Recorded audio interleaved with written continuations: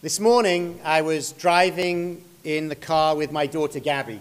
Nothing unusual there. And she was asking me where we were going and why. Again, nothing unusual there. The difference this morning was that I didn't know how to answer her question. She wanted to know where we were going, as she always does, and she was asking very appropriate questions for an 8-year-old to ask. And I didn't know how to say that we're going to a unity vigil in Brighton that's been put on by CJP, the JCRC, and the ADL after the stabbing of Rabbi Shlomo Noginsky yesterday. How do I explain that to my 8-year-old daughter? What are the right words to tell her so that she understands where we're going and why we're going there, but at the same time, so that she's not filled with fear about where we're going and about what's happening around us? I didn't want to say there's been an attack on the Jewish community, because she knows she's Jewish. She knows she's a part of this community, and that would feel personal. I didn't want to say that a rabbi was stabbed, because she knows that I, her father, am a rabbi. And again, that would feel too close to home. And so I stumbled and stuttered without the right words to offer. But she picked up on the details as I tried to give her enough information, but not too much. She understood about the words attack, knife, stabbing.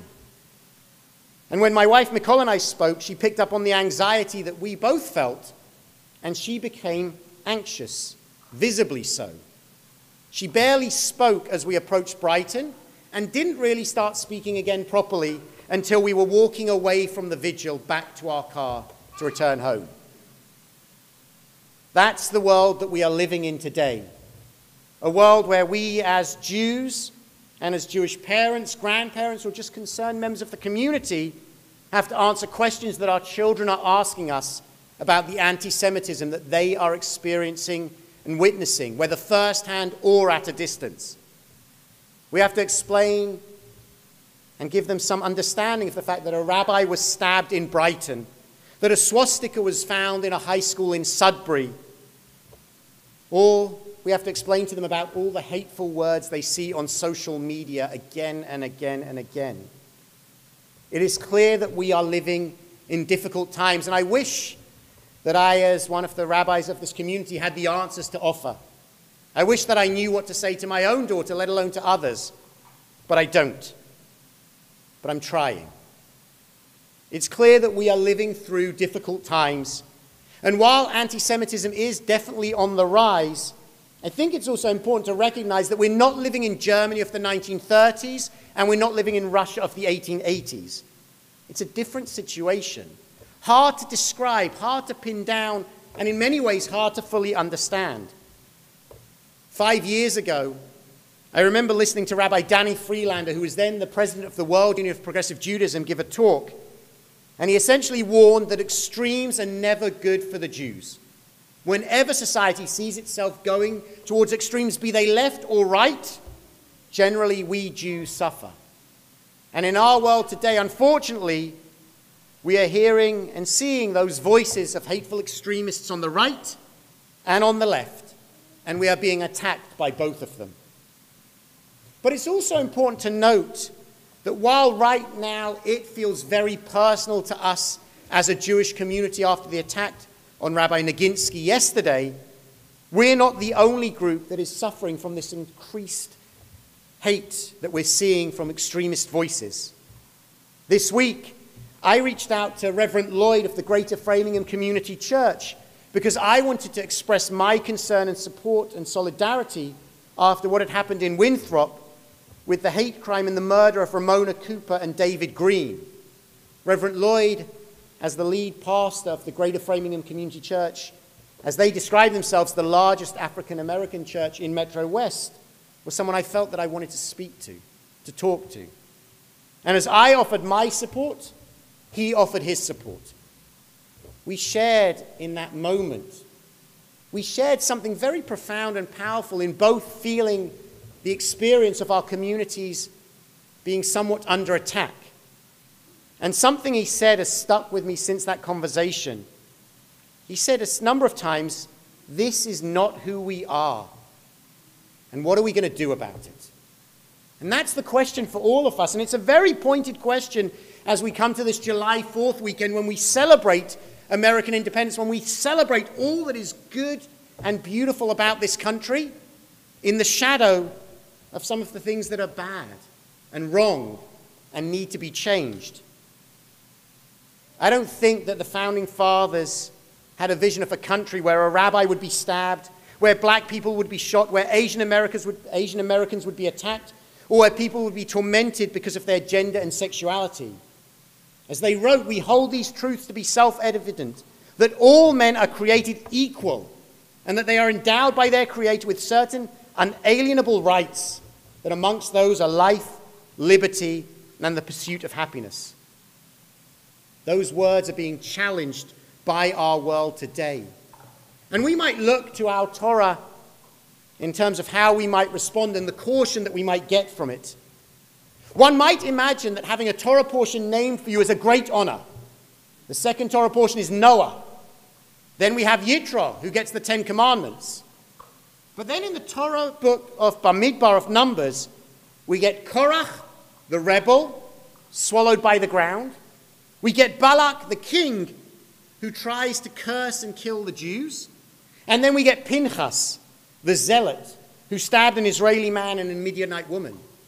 In many ways, if the book of Bamidbar, if you get a Torah portion named for you, it probably isn't a good thing and is worthy of attention. I think that the Torah is offering us a warning about what can happen in society. Korach warns us about what happens when people undermine the very institutions that are intended to protect people, when people oppose justice. Korach did that against Moses and Aaron, and it's a cautionary tale. Then Balak follows up with hateful words. What happens when people seek to use their words for hate rather than for good, to harm others rather than to build others up? And in some ways, perhaps undermining institutions, hateful words culminates in Pinchas, where we see actual physical violence with the murder of a Midianite woman and an Israelite man. But the interesting thing in the Torah to note, as we're trying to make sense of it, is that the Torah names the Midianite woman, Cosby, and names the Israelite man, Zimri. So often in our Torah, these people are anonymous. But here, the victims are named. And Pinchas, after this, is removed from the front lines.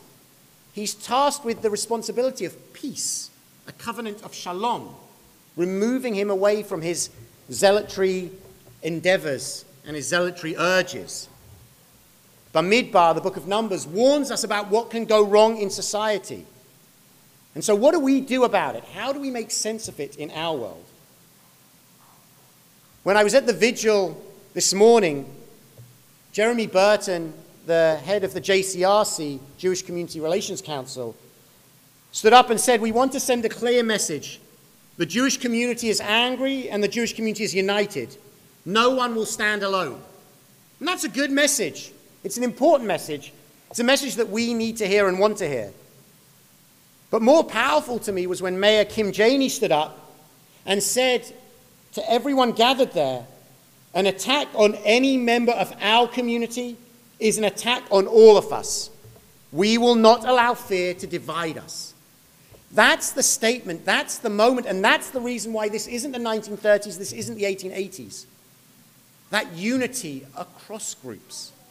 We're not the only ones suffering here. We're not the only ones on the front line, and if we can come together, reminding ourselves that it's an attack on all of us when Rabbi Noginsky is stabbed, when Ramona Cooper and David Green are shot, and when countless other incidences take place, then we can respond.